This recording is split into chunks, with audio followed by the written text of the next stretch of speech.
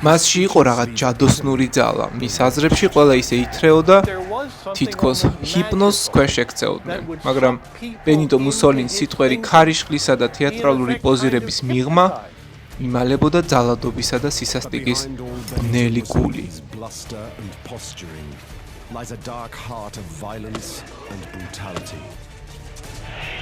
ადოლფ ჰიტლერისთვის ბენიტო მუსოლინი იყო მაგალითი. როგორც ადამიანს, რომელმაც გზა უჩვენა, როგორ დაინგრიათ ძველი მსოფლიო წესრიგი. ეს არის ისტორია დუჩეს სიყვარულზე, ბოსზე, რომელმაც იტალიას მიუძღვნა თავი დიდებისკენ. თუმცა სანამ დიქტატორის სიყვარულის ფქვევას დაიწყებდა, მან შიში დათესა და საბოლოოდ საკუთარი ქვეყანა მუხლებზე დააჩოქა. ისტორიის პლატფორმა წარმოგიდგენთ. მე-20 საუკუნეში მოღვაწე დიქტატორთა ისტორიებს სერიალში ბოროტების აღმავლობა. სერია პირველი. ლა დუჩე.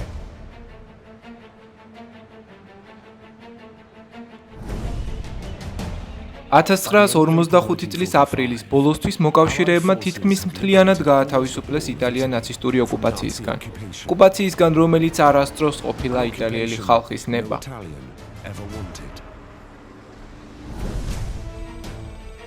კომოს ტბასთან, შვეიცარიის საზღვართან ახლოს, გერმანული SS-ის დიდი ავტოკოლონა ჩრდილოეთისკენ მიემართებოდა.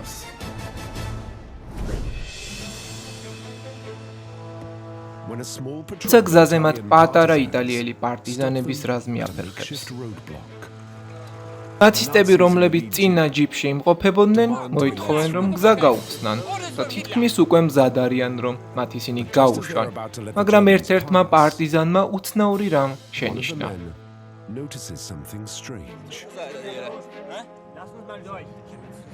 მანქანის უკანა სავარძელზე ნაცისტურ ფორმაში გამოწყობილი კაცი ცდილობს შეუმჩნეველი დარჩეს და როდესაც ახლოდან დააკვირდებიან, შოკის მომგვრელი აღმოჩენა ხდება.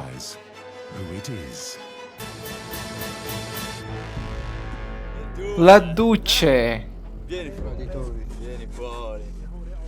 იგი შეჩერდა ბლოკპოსტთან და მიუხედავად იმისა, რომ სამხედრო ფორმაში იყო გადაცმული და ცდილობდა თავის დაფარვას, მაშინვე ამოიცნეს ის და მისი საყვარელი, კლარა პეტაჩი. ეს გახლდათ ბენიტო მუსოლინი, იტალიის ფაშისტი დიქტატორი. იგი მაშინვე დააგავეს. ეს იყო მისი საბოლოო დაცემა. კაცს, რომელსაც 2 ათწლეულის განმავლობაში თავისი ქვეყანა ბოროტების შელოცვით ყავდა დამორჩილებული.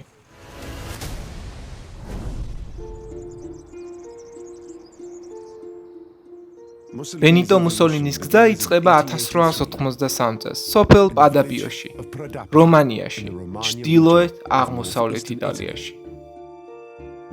იგი დაიბადა ღარიბ ოჯახში, რომელსაც დიდი წარმატება ჰქონდა წარსულში.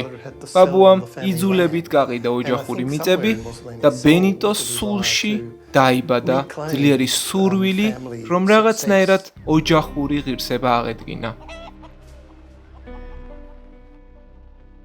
იზრდება ოჯახში, რომელსაც სოციალისტური იდეალები აქვს, რადიკალურიც კი და რომლის წევრებიც ხშირად იხდიან სასჯელს თავიანთი პოლიტიკური მრწამსისთვის.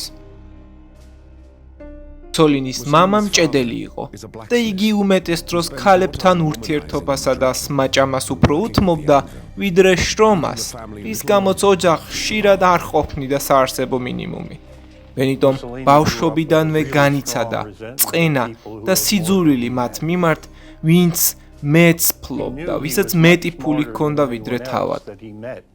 ის საკუთარ თავს სხვებზე ჭკვიანად მიიჩნევდა, მაგრამ ამავე დროს მან ვერ ისარგებლა ვერანაირი პრივილეგიით. სოციალურმა დაპირისპირებამ განსაზღვრა მისი ხასიათი. იგი იყო ამპარტავანი, ფეთქებადი და მოძალადე.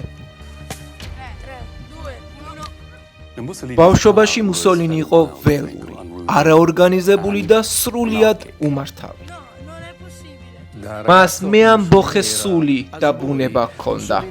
ხშირად ულმობელი და თანატოლებთან ურთიერთობა ძალადობით სრულდებოდა მაინც ყოველთვის, თამაში ვერ იტანდა წაგებას და ყველა უთანხმოებას ბინძური ხრიკებით წვეტდა.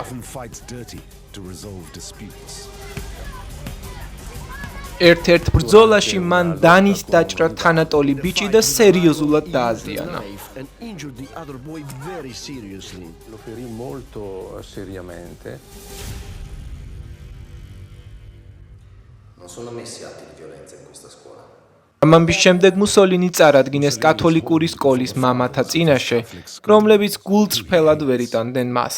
საბოლოოდ სკოლიდან გარიცხეს და მის მშობლებს განუცხადეს, რომ მათი შვილი მათ კონტროლს აღარ ექვემდებარებოდა. თუმცა ბენიტოს ბუნებაში სითბოსა და ერთგულების ნატამალიც არ არსებობდა. თვისებები, რომლებმაც მას მოგვიანებით პოლიტიკური წარმატებისაკენ გაუკვალა გზა, მისი და და ძმა მას აღმატებით ეთაყვანებოდნენ. იგი მეოცნებე იყო, პოეზიასა და ლიტერატურას კითხულობდა და მუსოლინი დიდ რეჟისორს გავდა, საკუთარი ცხოვრების რეჟისორს. მას ჰქონდა გამორჩეული ქარიზმა და მომხიბვლელობა. ის ვარჯიშობდა, როგორ უნდა ესაუბრა ხალხთან, საკუთარ გამოსვლებს დადგმებს უწოდებდა და ბოლოს თვითონაც ირწმუნა ის თეატრალური სახე, რაც საკუთარ თავს შეუქმნა. 18 წლის ასაკში მომავალი დიქტატორი მხიარული, თვალშისაცემი და მიმზიდველი ახალგაზრდაა და მამამისის მსგავსად ფიცხი სოციალისტია. ქალებს მაგნიტივით იზიდავდა, თუმცა მისი აგრესიული ბუნება ხშირად ამოყვინთავდა ხოლმე. იგი შეპყრობილი იყო ქალებით. მისი სექსუალური ხასიათი იმდენად დაძაბული იყო, რომ ყველა ქალი, ახალგაზრდაც და ხანდაზმულიც, მისთვის უბრალოდ ნადავლი იყო. მთელი თავისი ცხოვრების განმავლობაში მუსოლინიმ ათასობით ქალთან გააბა სექსუალური კავშირი, ხშირად ძალადობრივი ფორმით. მისი სექსუალური ურთიერთობები, როგორც ჩანს, ხშირად იყო უხეში, სასტიკი და მოკლეხნიანი.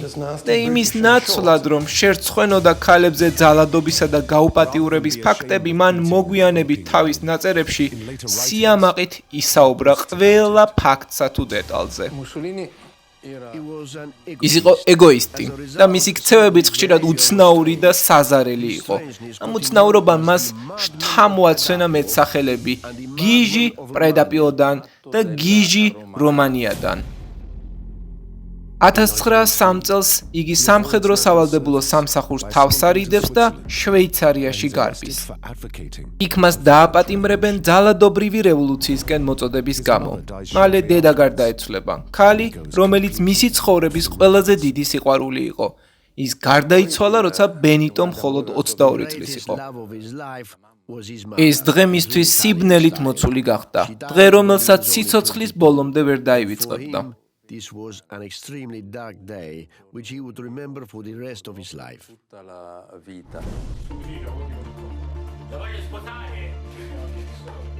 მამამისის ხელახალი ქორწინების შემდეგ მუსოლინი შეპყრობილი ხდება თავისი ახალი 16 წლის ნახევარ-და რაკუელეთი. ზოგიერთი ისტორიკოსი ამ ფაქტს ინცესტად აღიქვამდა. თუმცა მუსოლინი მის დაუფლებას ნებისმიერ ფასად აპირებდა.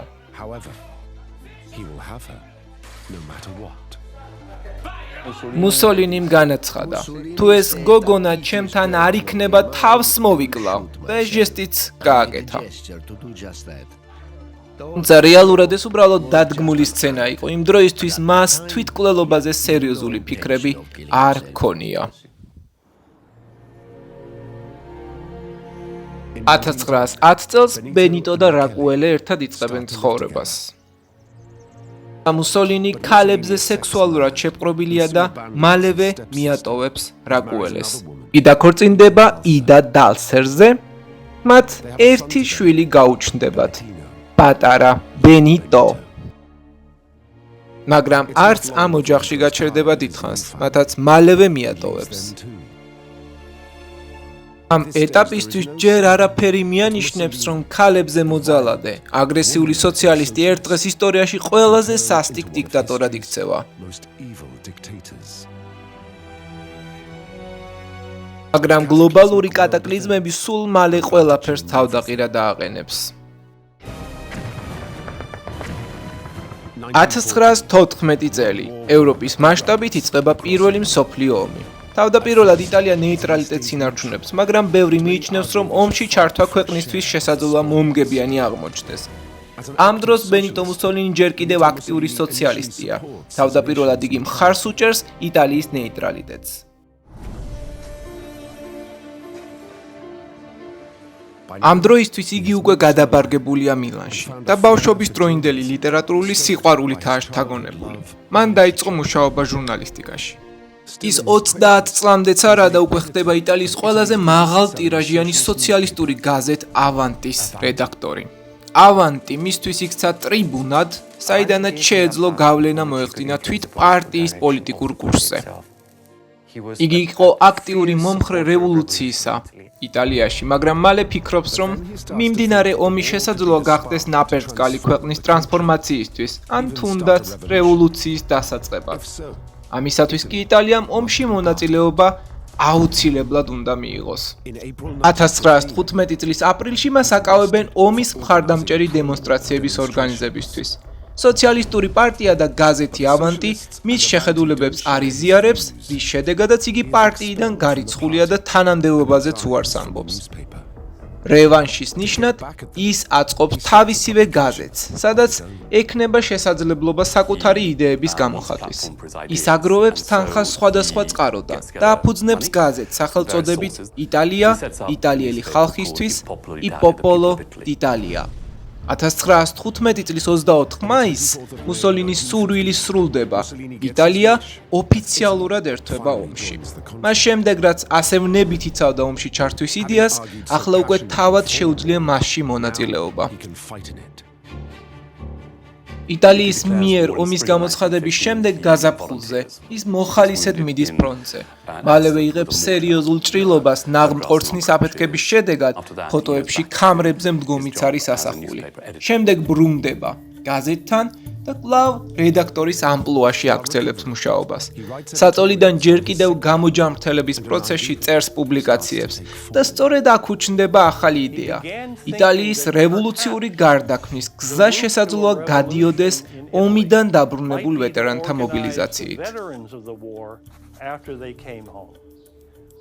მათ ის მოიხსენებს როგორც ტრენჩების არისტოკრატია და მართლაც, როდესაც ომი 1918 წელს თავრდება, იტალია მძიმე მდგომარეობაში აღმოჩნდება, მშიერი, დაღლილი და ცვლილებებისთვის მზარდი. მიუხედავად იმისა, რომ გამარჯვებულთა რიგებშია, ქვეყანას თითქმის არაფერი ერგო სამშვიდობო მოლაპარაკებების შედეგად.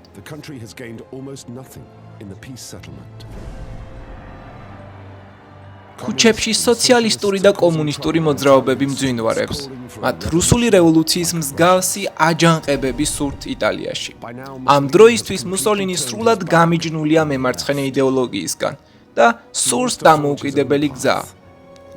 მოძრაობა, რომელიც დაფუძნდება იტალიის დიდების აღდგენასა და რომაულ წარსულზე. მუსოლინი სულ უფრო მეტადაა შეპყრობილი საკუთარი ქვეყნის იდეით, ოცნებობს მის მართვაზე და ძალაუფლების მიღწევაზე.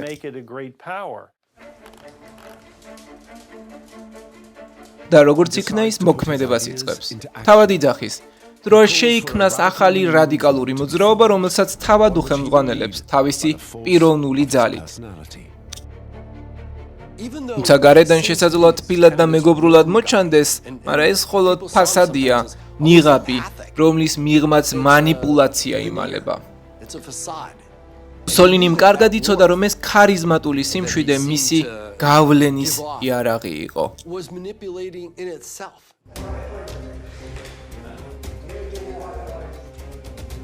ის იმედგაცრუებული მიმართავს ომის ვეტერანებს, რომლებიც იზიარებენ მის ფოთვას მეფის ლიბერალური პარლამენტური სისტემის მიმართ და ასევე შიშს კომუნისტური რევოლუციის პერსპექტივების წინაშე. ისინი დარწმუნებულნი არიან, რომ უკიდურესი ნაციონალიზმი და ერთპარტიული სახელმწიფო ერთადერთი გზაა იტალიის ხელახალი დიდებისკენ. მოძრაობა ირჩევს სიმბოლოდ რომაულ ფაშიზმს, ღეროთა წნელის კონათა შეკვრას, რომელიც მტკიცე ერთობის სიმბოლოა.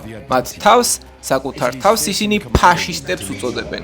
მრავალი მათგანი ატარებს შავ იუნიფორმას, ადიტის იტალიის საშიში სადესანტო დანაყოფის სამოსს. ფაშისტი შავპერანგიანები ქუჩის მებრძოლებად იქცევიან, რომლებიც პოლიტიკურ დებატებს არჩევენ, დემოკრატიულ ინსტიტუციებს ან სისუსტედ მიიჩნევენ, ან ცრურწმენად. თუ გსურდა რამე, წაიღე. წასაღებად კი მუსოლინის ბანდიტები სრულად შეიარაღებულნი იყვნენ. ფაშისტური რაზმები ხშირად მეთაურობით ყოფილი უმცროსი ოფიცრების ხელმძღვანელობით მოქმედებდნენ, რომლებმაც ომის შედეგად შეინარჩუნეს იარაღი, რომელსაც ხშირად პირადადაც ატარებდნენ. მათ ჰქონდათ რევოლვერები, მაგრამ ასევე იყენებდნენ უჩვეულო იარაღებს. ერთ-ერთი ყველაზე ცნობილი იყო მანგანელო, ძიმე ხის ხელკეტი. ხშირად ატარებდნენ ხელის კასტეტებსაც, ზოგჯერ კიდევ უფრო უცნაური იარაღებიც ჰქონდათ. მაგალითად, ერთი ფაშისტური რაზმი მოწინააღმდეგეებს ხმელ სიოუდის ჯოხებით სცემდა. მუსოლინი მათი უპირობო ლიდერი ხდება და მას უწოდებენ il duce, ანუ ბოსს. იგი ორგანიზებას უწევს ფაშისტურ რაზმებს, განსაკუთრებულად ასწავლის როგორ დაამცირონ და სცემონ პოლიტიკურად წინააღმდეგი პირები.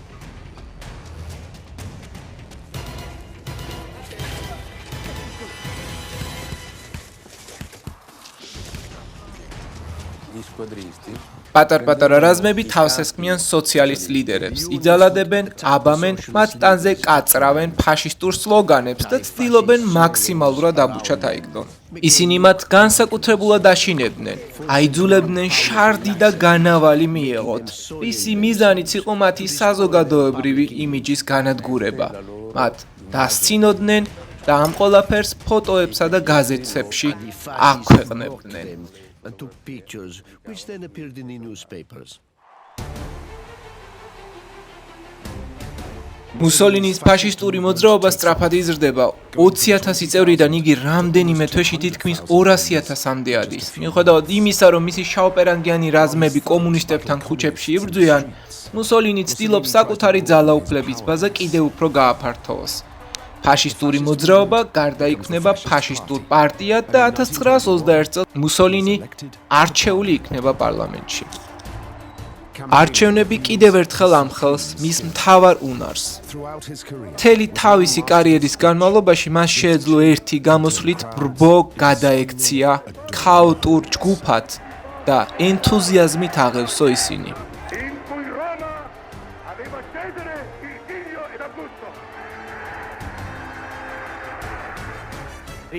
მას შეეძლო ემოციების მართვა, ადამიანთა მანიპულირება, მოზიდვა, დარწმუნება. ის იყო ჭერმეტყველი და საოცრად დამაჯერებელი. იყო მასში რაღაც მაგიური. მისი აზრები ხალხში ისე შედიოდა, თითქოს შთამთქმელი ძალა ჰქონდა.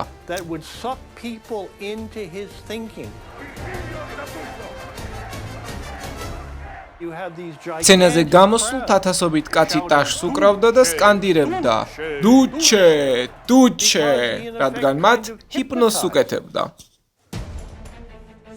1922 წელს, როცა იტალიაში ქაოსი ღრმავდება, მუსოლინი საკუთარ მოძრაობას თავისი ორატორული უნარებით მართავს და ფიქრობს, რომ საკმარის ფაშისტს ქუჩაში გამოიყვანს იმისთვის, რომ სახელმწიფო იძულებული გახდეს ძალაუფლება თავად გადასცეს. ის თავის მხარდამჭერებს მოუწოდებს რომზე მარშით გაემართნენ, თუმცა თავად ლიდერი მარშის მონაწილე არ არის. ის კულისებში მუშაობს, როგორც ნამდვილი პროპაგანდის ოსტატი. მას ეს ყველაფერი დადგმული სცენის სახით ესახება. გადააქცევს იმიტირებულ რევოლუციად, მაგრამ ამავდროულად საიდუმლოდ არწმუნებს არმიის ხელმძღვანელობას და მეფეს, რომ ეს მხოლოდ თეატრალურ ჟესტად უნდა ჩაითვალოს. მუსოლინი მოგვიანებით ამტკიცებდა, რომ რომისკენ მარშში ასობით ათასმა კაცმა მიიღო მონაწილეობა. რეალობაში კი სულ რაღაც 16,000 ურიგოდ ორგანიზებული და ძირითადად უქო იარაღოთ ყოფი მონაწილეები იყვნენ. პოლიციამ და არმიამ ფაქტობრივად თვალები დახუჭა. მათ არ ჰქონდათ მკაფიო ბრძანება, ეს იყო უჩვეულოდ წვიმიანი ოქტომბერი, ისინი სველი იდგნენ და არ იცოდნენ რა ეკნათ. მუსოლინი კი არსად ჩანდა. იგი მილანში იყო და უბრალოდ ტელეფონის ზარს ელოდა. შეეხმიანებოდნენ თუ არა სხვა პოლიტიკოსები და შესთავაზებდნენ თუ არა თანამდებობას, მაგალითად მინისტრის პოსტს. რევოლუციით შეშინებული იტალიის მეთაური მეფე ვიტორიო ემანუელ მესამე მას სარკაზმულად ეკითხება. რა იქნება? იქნებ პრემიერ-მინისტრობად გსურდეს? მუსოლინის თხოვს ახალი კოალიციური მთავრობის ფორმირებას.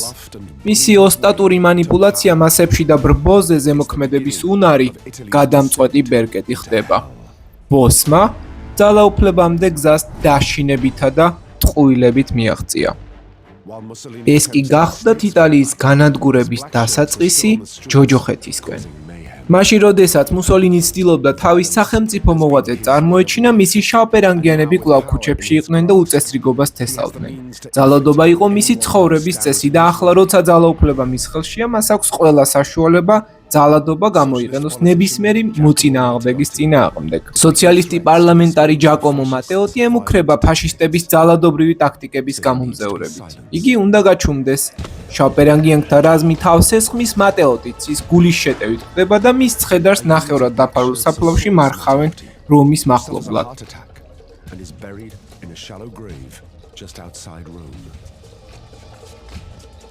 როდესაც მუსოლინი აცნობიერებს, რომ მისი პირადი მცველი იყო მატეოტის მკვლელი, ის ცდილობს საქმეს ფარდა გადააფაროს.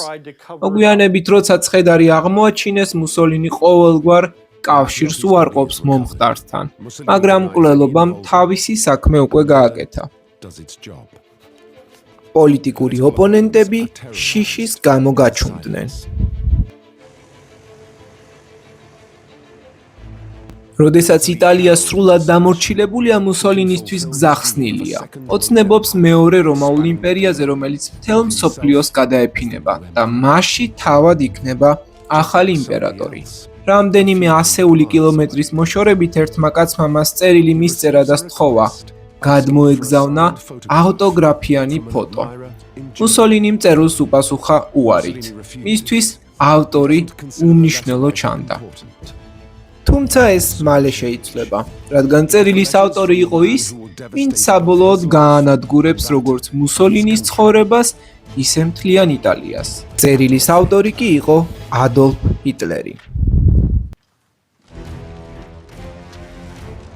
1925 წელს დუჩე იტალიას ოფიციალურად დიქტატურად აცხადებს. ყველა პოლიტიკური პარტია იკრძალება, მხოლოდ ფაშისტები რჩებიან. მის პოლიტიკურ მოდელში ოპოზიციისთვის ადგილი არ არსებობდა.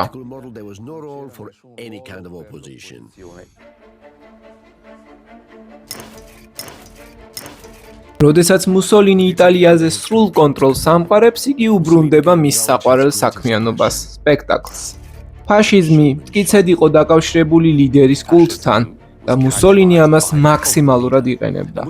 ის მუდმივად პოზირებდა კამერების წინ და ჰქონდა გამომწვევი, თითქმის შემაშინებელი მზერა და მისი მთელი იმიჯი აგებული იყო ნიცშესეულ მზეკაცის იდეაზე. კაცი, რომელიც იყო ძლევამოსილი სპორტული მამაკაცური აღნაგობის სიამაყით აჩენდა თავის ტორსაც, ნახევრად შიშველი პოზირებდა როგორც ძალის სიმბოლო. მაგრამ წარმოიდგინეთ ადოლფ ჰიტლერი შიშველი ზედატანის გარეშე. შეუძლებელია. მაშინ, როდესაც მუსოლინი უყოყმანოდ იღებდა მონაწილეობას ფოტოსესიებში, სადაც თვითონ იღებდა მარცვლეულს ან მიწას ხნავდა. ის იყო პოპულისტი პოლიტიკოსი, კაცი, რომელიც მსახიობობდა და ხალხს ატყუებდა. მუსოლინი იქცა ყველა მომავალი დიქტატორის მოდელად მე-20 საუკუნეში და მის ფარგლებს გარეთაც კი. თავდაპირველად ფაშიზმის პირობებში იტალია ვითარდება. სატრანსპორტო ინფრასტრუქტურული პროექტების სამუშაო ადგილებს ქმნის. უმუშევრობა საგრძნობლად მცირდება.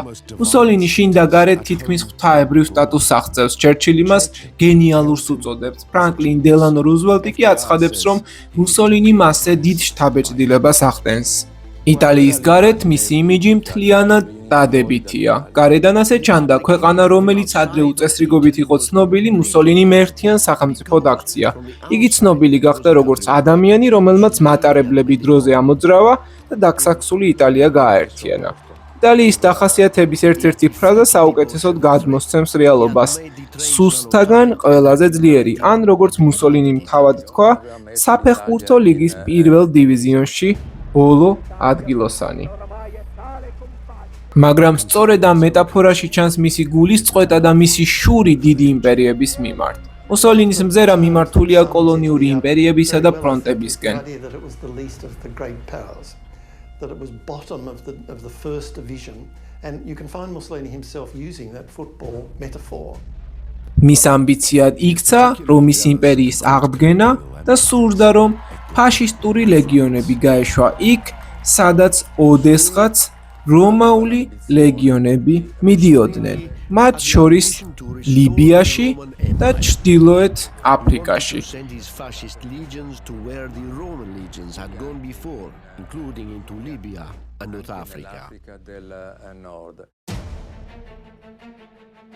იტალია ლიბიას აკონტროლებდა 1911 წლიდან, მაგრამ პირველი მსოფლიო ომის შემდეგ ლიბიელი ტომები აჯანყდებიან იმპერიის წინააღმდეგ.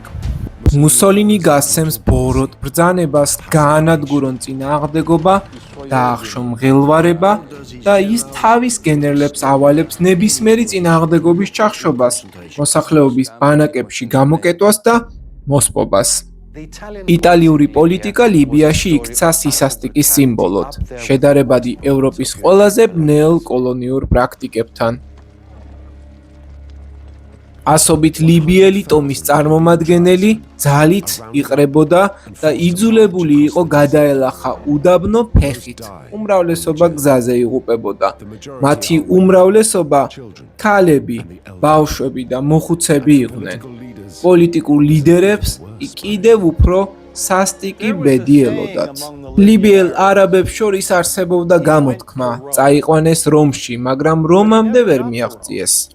მათი ბედი იყო, რომ თვითმფრინავიდან უშუალოდ სოფლის სიახლოვეს გადმოყრიდნენ. მუსოლინის ძალებმა ფიზიკურად გაანადგურეს ეს ხალხი, მათი ლიდერი ომარ მუხტარი საჯაროდ ჩამოახრჩვეს 20,000 ლიბიელის წინაშე.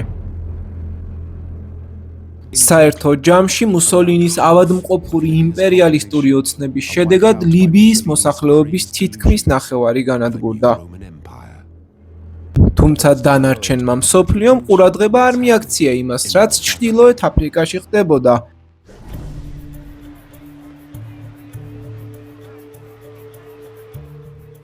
ერთადერთი გამონაკლისი ახლად არჩეული გერმანიის კანცლერი იყო. 1934 წელს ადოლფ ჰიტლერი ბოლოს და ბოლოს ხვდება იმ კაცს, ვინც 8 წლის წინ მას წერილი უპასუხოდ დაუტოვა. მუსოლინი კვლავ გულგრილად ეკიდება მას და აღწერს როგორც სულელურ პატარა შარიკს. მაგრამ ჰიტლერი მუსოლინში ხედავს გზის მაჩვენებელს, ადამიანს, რომელმაც უჩვენა ძველი წესრიგის დამხობის გეგმა. ჰიტლერი სწავლობდა მუსოლინისგან და მის დამი მხოლოდ აღფრთოვანება არ ჰქონდა, მას ღმერთივით ეთაყვანებოდა. ეს იყო უდიადესი პიროვნება მისთვის.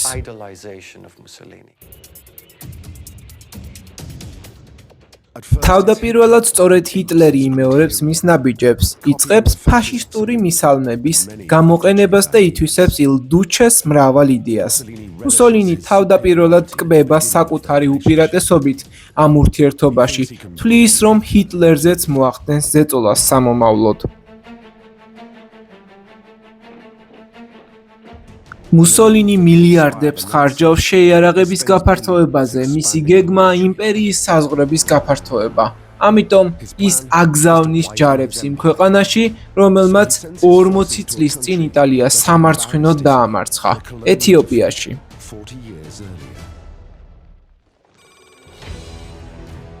1935 წლის შემოდგომაზე 9 მილიონზე მეტი იტალიელი ჯარისკაცი ეთიოპიაში შეიჭრება. შურისძიების სასტიკი მოქმედებით მუსოლინისთვის ეთიოპია დიდი ხნის განმავლობაში წარმოადგენდა იტალიური იმპერიული ამბიციის სამიზნეს. ეს იყო ყველაზე დიდი კოლონიური არმია, რაც ოდესმე მობილიზებულა. ომი იქცა მე-20 საუკუნის ერთ-ერთ ყველაზე ცალმხრივ დაპირისპირებად. მუსოლინის მიზანი იყო ეთიოპიაში სამხრეთ აფრიკის მოდელის შექმნა, ანუ ადგილობრივი მოსახლეობის მონურ მდგომარეობამდე დაყვანა. მრავალი იტალიელის გადაყვანა და რასობრივად განცალკევება, ფაქტობრივად აპარტეიდული სახელმწიფოს აშენება, მაგრამ ეს განხორციელდა უკიდურესი ძალადობით, სისასტიკით და უდიადესი კივნეულ წერტილებზე გავლით. მან ძალადობრივი გზებით მოსახლეობა უბრალოდ გაწყვიტა. სწორედ ამის გამო ქვეყნის ცენტრში მასობრივი აჯანყება დაიწყო. ეს იქცა ერთ-ერთ ყველაზე სასტიკ სამხედრო კამპანიად, რაც კი ოდესმე კოლონიურ ძალას გაუმართავს. მაგრამ ეთიოპიას პრაქტიკულად არ ჰქონდა სამხედრო ავიაცია. და იტალიური თვითმფრინავები თავისუფლად გადაუფრენდნენ სოფლებსა და ეთიოპელთა პოზიციებს, აკეთებდნენ იმას, რაც სურდათ და უნდოდათ. მუსოლინი თავის ბომბდანშენებს ავალებს, რომ ბინძურად ებრძოლათ. მას სურდა კამპანიის სწრაფად დასრულება. წლის ბოლოს კი აცხადებს, უნდა გამოიყენოთ ქიმიური გაზი მასობრივად. ამგას მუშკოს იგივე მასტარდი ერქვა. უნდა დავასრულოთ ეს ომი სწრაფად. ერთა ლიგის აკრძალვის მიუხედავად მუსოლინი ეთიოპიაში ყრის ქიმიურ მასტარდის გაზს. გადაწყვეტილება, რომლის მიღებაზეც თავად ჰიტლერიც კი უარს ამბობს. ეთიოპიის იმპერატორი ჰაილე სელასიე სასოწარკვეთით მიმართავს ერთა ლიგას, რომ ჩაერიოს, მაგრამ სოფლიო მხოლოდ გვერდიდან უყურებს ამ პროცესს. მუსოლინის შეჭრა ეთიოპიაში ღარიბი ებრაული მემკვიდრეობის ქვეყნის განადგურებით სრულდება. ეთიოპიელი ისტორიკოსების შეფასებით ომის მსხვერპლთა რიცხვმა 350,000-ზე მეტ რაოდენობას მიაღწია. ეთიოპიის ომი რეალურად მეორე მსოფლიო ომის დასაწყისს ნიშნავდა. მუსოლინი მშვენივრად იცოდა, რომ ეთიოპიაში შეჭრით არ ღვევდა ერთა ლიგის წესებს და ამით აძლევდა მწვანე შუქს ჰიტლერს. ჰიტლერმა დაინახა, რომ შეიძლებოდა საერთაშორისო წესრიგის უგულებელყოფა და ამას შედეგი არ მოჰყვებოდა. მუსოლინისა და ჰიტლერის ალიანსი კიდევ უფრო მტკიცდება. ფაშისტური იდეოლოგიის გაძლიერებისთვის ილ დუჩე აგზავნის ჯარებს ესპანეთის სამოქალაქო ომში გენერალ ფრანკოს ფაშისტების დასახმარებლად. 1936-39 წლებში ორივე ქვეყანა ერთვება ესპანეთის კონფლიქტში, მაგრამ შედეგები ძალიან განსხვავებულია. გერმანელებმა წარმატებული სამხედრო ოპერაციები ჩაატარეს. მიუხედავად ამისა, იტალია დამარცხდა გვადალახარის ბრძოლაში, რაც მუსოლინისთვის ტრამული შერცხვენა იყო. ეს შედარება ჰიტლერსა და მუსოლინს შორის უდავოდ მტკივნეული აღმოჩნდა მისთვის. ესპანეთის კამპანია პირველ მტკიცებულებად იქცა იმისა, რომ ნაცისტური სამხედრო მანქანა ბევრად მძლავრი იყო ფაშისტურ იტალიაზე, მაგრამ ილ დუჩე ყველა გაფრთხილებას უგულებელყოფს. თუმცა მუსოლინს პირადი ცხოვრება ბუმერანგივით უბრუნდება. მისი პირველი ცოლი იდა დალსერი და მათი ვაჟი პატარა ბენიტო ცხოვრებას უფუჭებენ. მუსოლინი მოგვიანებით დაქორწინდა საკუთარ ნახევარ-დაზე, რაკუელე პეტაჩიზე, მაგრამ იდა კვლავ ახდენდა გავლენას საზოგადოებრივ აღქმაზე. მთელი ცხოვრება იდას უნდოდა მუსოლინი მხოლოდ მისი ყოფილიყო, ამიტომ ხშირად აწყობდა საჯარო დაპირისპირებებს რაკუელესთან. მუსოლინი ამ ვითარებას ვეღარ იტანდა. საშიშროება იყო, რომ მისი ლეგიტიმურობა საჯაროდ დაინგრეოდა და კვლავ ლინდება ამ შემთხვევაში დიქტატორის დაუნდობლობა. იგი იდას ფსიქიურად ავად აცხადებს და ფსიქიატრიულ კლინიკაში ამტესებს. another put in a psychiatric hospital. 1927 წელს იდა სავარაუდოდ ცემით მოკლავენ და იგი გაქრება ბენიტოს ცხოვრებიდან. იდა ტვინის სისხლჩაქცევებით ფსიქიატრიულ საავადმყოფოში ასრულებს სიცოცხლეს. რამდენიმე წლის შემდეგ კი მუსოლინის საკუთარი შვილის პატარა ბენიტოს მკვლელობას ბრძანებს ლეტალური ინექციით. ბენიტო მხოლოდ 26 წლის იყო. Il Duce სჯეროდა და ეგონა რომ მისი სისასტიკე მას მიუწვდომელს ხდიდა. 1927 წლის 27 სექტემბერს, როდესაც მუსოლინის პირადი საქმეები უკვე გასწორებულია, ის გერმანიაში მიიწვიეს. ჰიტლერი ყველაფერს აკეთებს, რათა თავისი კუმირი შთაბეჭდილებით აყავსოს. მუსოლინი გაოგნებულია იმ პროგრესით, რაც გერმანიამ რამდენიმე წელიწადში განიცადა. ის შთაბეჭდილებების ქვეშაა. გერმანიაში სამხედრო ძალის და წესრიგი შთამბეჭდავი დემონსტრაციის შემდეგ მუსოლინი ხვდება, რომ ძალთა ბალანსი უკვე გადაჭრით გადაიხარა ჰიტლერის სასარგებლოდ. როგორც კაცი, შეპყრობილი თეატრალიზმითა და სამხედრო პომპეზურობით ჰიტლერი მუსოლინის ყველა ღილაკს ერთდროულად აჭერს და აქტიურებს. სულელი პატარა შარიკი, ან კლოუნი, როგორც უწოდებდა ადრე, ახლა მისთვის კარიკატურული ლიდერი კი არა, არამედ სცენის მბრძანებელია. მუსოლინი გერმანიიდან ბრუნდება განცდით, რომ იტალიის მომავალი გერმანიასთანაა დაკავშირებული. ის გაოცებულია ნაცისტების მიღწევებით. და ეს მხოლოდ ჰიტლერის არმია არაა, მუსოლინი ნელ-ნელა მის იდეოლოგიებშიც ებმება.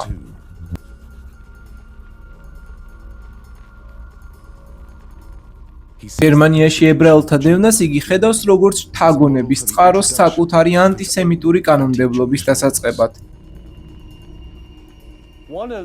მუსოლინის რეპუტაციის ერთ-ერთი ყველაზე შემარცხვენელი ლაქა 1938 წლის ნოემბერში გამოცემული ანტისემიტური დადგენილებები. მანამდე 1930-იან წლებამდე იტალიაში ებრაელები და კათოლიკეები ურთიერთობას შედარებით მშვიდობიანად აგრძელებდნენ. ახლა კი გერმანიის მსგავსად ებრაელებს მოქალაქეობას ართმევენ და სახელმწიფო სამსახურში მუშაობას უკრძალავენ. იტალიელებსა და ებრაელებს შორის ქორწინება უკანონოდ ცხადდება. 1938 წლიდან იტალიური რასიზმი სულ უფრო მეტ სულიერ განზომილებას იძენს. ქვეყნის განსაზღვრა ხდება როგორც სულიერ რასობრივი ერთობისა და ამ სულიერების ფესვებში კათოლიციზმია. შესაბამისად, ებრაელები ვერ იქნებიან მისი ნაწილნი.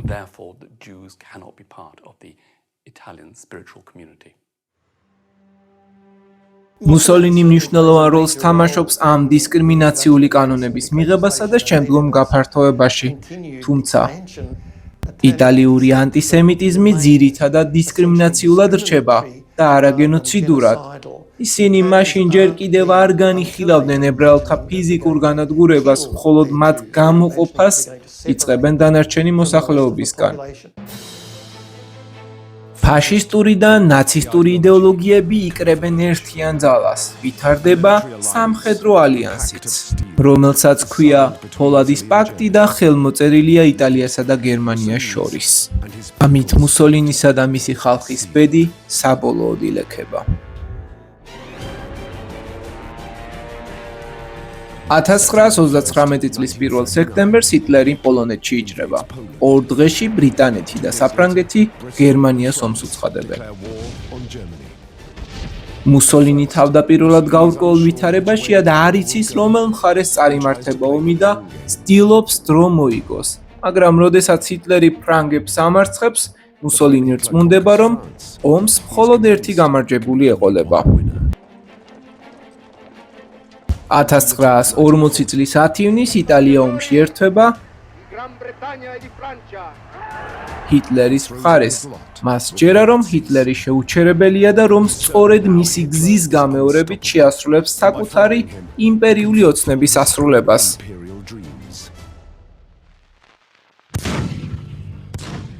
მაგრამ ეს არ არის არც ეთიოპია და არც ალბანეთი, ეს არის ომი, რომლისთვისაც იტალია სრულად მოუმზადებელი აღმოჩნდა. ეკონომიკურად ის კვლავ ყველაზე სუსტი რჩება ყველაზე დიდ ძალებს შორის. its economy remains the weakest of the competing great powers. 1940 წლის გაზაფხულზე მას მისი გენერლები აფრთხილებენ. ფრთხილად იყავით, ჩვენ ამ ომს ვერ გავუძლებთ. მაგრამ როცა ჰიტლერის არმია მთელ ჩრდილოეთ ევროპაში დარაზმულია, მუსოლინი გენერლების რჩევის მიუხედავად ბრძოლას იწყებს საკუთარი დამოუკიდებელი კამპანიებისთვის და ჩუმად ჰიტლერის ინფორმირების გარეშე იწყებს ოპერაციას ბალკანეთში. გეგმა არის სწრაფად დაიპყროს საბერძნეთი. which it is assumed will be over fairly quickly.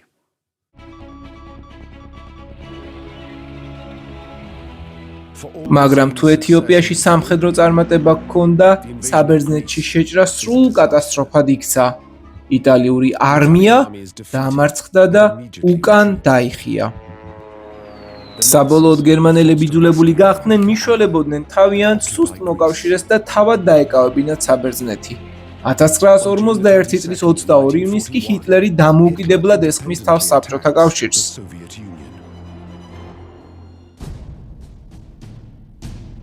თუმცა მუსოლინი დაჟინებით მოითხოვს, რომ იტალიური ჯარები ჩაერთონ აღმოსავლეთის ფრონტზე.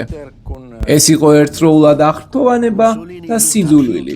სიძულვილი იმ ფაქტის გამო, რომ ჰიტლერი უკვე ბატონი გახდა, ხოლო მუსოლინი უბრალოდ მოკავშირე, თანაც მეორე ხარისხის მოკავშირე საბჭოთა კამპანიაში, რომელიც გახდა უბრალო კლოუნი. ამის გამო მუსოლინიმ ჰიტლერის წინააღმდეგობის მიუხედავად მაინც გაუშვა იტალიური სამხედრო ჯარები აღმოსავლეთის ფრონტზე. ლიდერის სასოწარკვეთილმა სურვილმა, რომ თავი მოაწონოს ბოსს, საბოლოოდ სიკვდილი მოუტანა 30,000 იტალიელ ჯარისკაცს და ტყვეობაში 50,000 კაცი დაიღუპა. 1942 წელს იტალიაში აღწევს ინფორმაცია ბრიტანელებთან მორიგი დამარცხების შესახებ ჩრდილოეთ აფრიკაში. ომი მუსოლინისა და მთელი იტალიისთვის თანდათანობით იქცევა დიდ დამცირებად. ამ დროისთვის კვლავ ლინდება მუსოლინის არასტაბილური ფსიქოლოგიური მდგომარეობა, ძლიერი განწყობის მერყეობა და ქცევის სერიოზული გადახრები.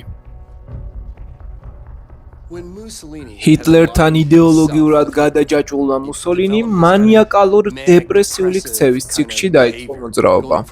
ერთი უკიდურესობიდან მეორეში. ის საკუთარ ქედმაღლობასა და ნარცისიზმში პოულობს თავშესაფარს. ჯერა რომ არანაირი შეცდომა მას არ დაუშვია. ერთხელ თავისი სიზისთვის გალეო ჩიანოსთვის უთქვამს: მე ვარ ყველაზე ჭკვიანი არსება, რაც კი ოდესმე არსებობდა სამყაროში. მაგრამ მისი ქედმაღლური განცხადებები აბსურდულად ჟღერს იმ ტრაგედიის ფონზე, რომელიც მალე იტალიას მოიცავს. 1943 წელს იტალია ომში მარცხდება და მუსოლინი სერიოზულად ავადდება იმავე წყლულით, რომელიც მთელი ცხოვრება ტანჯავდა. მისი ძალაუფლება რღვევას იწყებს, გათენდა მისი რეჟიმის დასასრულის დღეც. მოკავშირეები ბომბავენ მთელ იტალიას, ნახევარკუნძულს და უკვე შესულები არიან სიცილიაზე. ავიადარტყმები იტალიურ ქალაქებზე არა მხოლოდ ფიზიკურ ზიანს აყენებს, არამედ ანგრევს მოსახლეობის მორალურ მდგომარეობასაც.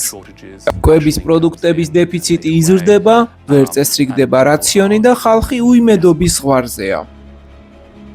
თუმცა ხალხის ტანჯვის მიუხედავად, ლადუჩე კვლავაც მეტისმეტად ამაყია კაპიტულაციისთვის. მისი ხასიათი მკვეთრად იცვლება, ის მეტად იზოლირებული ხდება და არც ერთ რჩევას აღარ ისმენს. საკუთარ პასუხისგებლობას ვერ აღიარებს და მტერს გარე ფაქტორებში ეძებს. იწყებს პროპაგანდისტულ კამპანიას. ომის პასუხისგებლობას ებრაელებს აბრალებს. შემდეგ იწყებს გენერლების დადანაშაულებას და ბოლოს, როდესაც დამარცხება გარდაუვალი ხდება, იტალიელ ხალხსაც ადანაშაულებს. მათ, ვინც საკუთარი ოცნებების მართვას ვერ ახერხებს, მისი სიტყვებით ყოველთვის ვინმე სხვაა დამნაშავე. იტალიელები, რომლებიც წარსულში შიშით დაემორჩილინენ, ახლა თვითონვე ეწინააღმდეგებიან მუსოლინს. მისი სიძე გრაფი გალეო ჩიანო დიდ ფაშისტურ საბჭოზე აყენებს საკითხს მუსოლინი თანამდებობიდან უნდა გადადგეს და ომი დასრულდეს. მეფე ვიტორიო ემანუელ მესამე მას გადააყენებს თანამდებობიდან და სასახლო პატიმრობაში გადაჰყავს. ის ცეცხლსასროლი იარაღით აღჭურვილი მცველების მეთვალყურეობაში იმყოფება. ის ფიქრობს, რომ ყველაფერი დასრულდა და ოჯახს მიუბრუნდება. მაგრამ თუ მუსოლინის გონია, რომ შვიდად გაატარებს დარჩენილ დღეებს, ჰიტლერს სხვა გეგმები აქვს. ომის ერთ-ერთი ყველაზე გაბედული ოპერაცია იწყება. ჰიტლერი აგზავნის საფრენ აპარატებს, გლაიდერებს ალპებში, სადაც მუსოლინი იმყოფება ტყვეობაში. ერთიც კი არ უსვრიათ. მუსოლინი გათავისუფლებულია და ჩრდილოეთ იტალიაში ნაცისტების მიერ მართული მარიონეტული სახელმწიფოს სათავეში ინიშნება. სახელმწიფოს ეწოდება სალოს რესპუბლიკა, ფაქტობრივად ნაცისტური ოკუპაციის პირობებში მოქმედი რეჟიმი. როლების გაცვლა ახლა უკვე დასრულებულია. მუსოლინი ოდესღაც ყოლისყრობელი ლიდერი, რომელმაც შიშზე დაფუძნებულ მმართველობის სასწავლო წიგნი დაწერა, ახლა სრულიად დამორჩილებულია ჰიტლერს. ის აღარ არის ლიდერი, უბრალოდ მექანიკურად იმეორებს სიტყვებს, რომლებიც ჰიტლერმა უკვე დაწერა. ჰიტლერი მას დაბრუნების პირობებს აცნობს. ერთ-ერთი მოთხოვნა დარჩენილი ებრაელები იტალიიდან გააგზავნოს აუშვიცში. დაახლოებით 6,000 ადამიანი იგზავნება გაზის კამერებში და მუსოლინის რეჟიმი ხდება თანამონაწილე ისტორიის უდიდეს დანაშაულში. შემდეგ ჰიტლერი მუსოლინს უბრძანებს სიკვდილით დასაჯოს თავისი ყოფილი მთავრობის ის წევრები, რომლებმაც მის გადაყენებას სცადეს, მათ შორის მისი სიძე გრაფი გალეო ჩიანოც. მარტო დარჩენილი, საკუთარ ხალხის მიერ შერაცხული, საკუთარ ოჯახშიც უარ ყოფილი, მისი სიყვარული ნაცისტებისადმი და მეორე დაშენებული რომაული იმპერიის ოცნება ახლა მას დასასრულისკენ მიხავს. მუსოლინი აღიარებს, მე დავასრულე, ცოცხალ გვამად ვიქეცი. იტალიის მოსახლეობა წყევლიდა ომს და წყევლიდა მუსოლინს. ამ პერიოდში იგი უკვე იყო გატეხილი კაცი, ის ვინც პასუხისმგებლობას იტალიის ტრაგედიაზე ატარებდა. და რაც ყველაზე უარესია, ყველაფერი ამაო გამოდგა. ნაცისტები თანდათან იძულებულნი ხდებიან დატოვონ იტალია, ხოლო ლადუჩეკი ცდილობს გაქცევას ერთ-ერთ საყვარელთან ერთად, კლარეტა პეტაჩისთან ერთად. მაგრამ თამაში დასრულდა. მოდის ბრძანება, რომ მუსოლინი უნდა მოისპოს, სანამ მოკავშირეები მიადგებიან, მისთვის განაჩენი თავად იტალიელებმა უნდა გამოსცენ.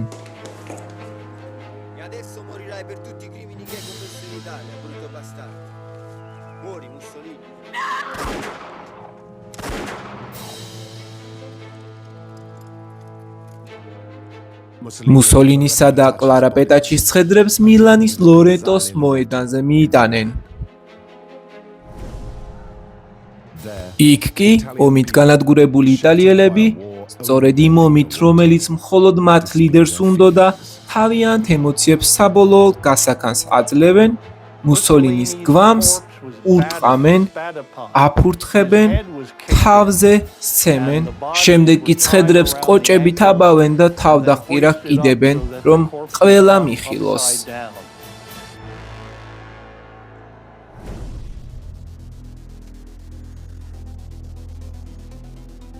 დღესაც კი იტალიაში მცირე რიცხოვანი ჯგუფი კვლავ ადიდებს მუსოლინს და ოცნებობს ახალ ფაშისტურ ეპოქაზე.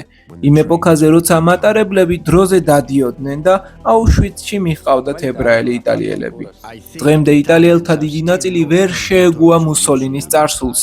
ზოგიერთ ახალგაზრდას ის ჯერ კიდევ იზიდავს, როგორც ადამიანი, მკაფიო იდეებით, მის იდეებს შეიძლება სიმკვეთრე ჰქონდათ, მაგრამ მათ მხოლოდ მასობრივი ხოცვა-ჟლეტა მოიტანეს.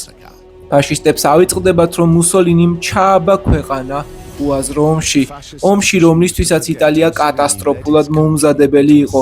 ავიწყდებათ, რომ ის ჰიტლერის ერთგულ მონად იქცა. ავიწყდებათ, რომ ის პირადად იყო პასუხისმგებელი დაახლოებით მილიონი ადამიანის სიკვდილზე იტალიასა და აფრიკაში და რომ ის მონაწილეობდა ჰოლოკოსტში, ძალიან მაღალი ფასი მხოლოდ იმისთვის ეკუთვნის, რომ მატარებლით ხოცავდა ხალხს. დიახ, ეს დიდი სისხლიანი დიქტატორი, რომელმაც იტალია ფიზიკური განადგურების ყრამდე მიიყვანა. სერიალს ახმოვანებდა ისტორიკოსი შალვა მინდაძე. ტექსტი და კომენტარები მოამზადა ისტორიის პლატფორმის სარედაქციო ჯგუფმა. სერია პირველი, ლა დუჩე. ბოროტების აღმავლობა.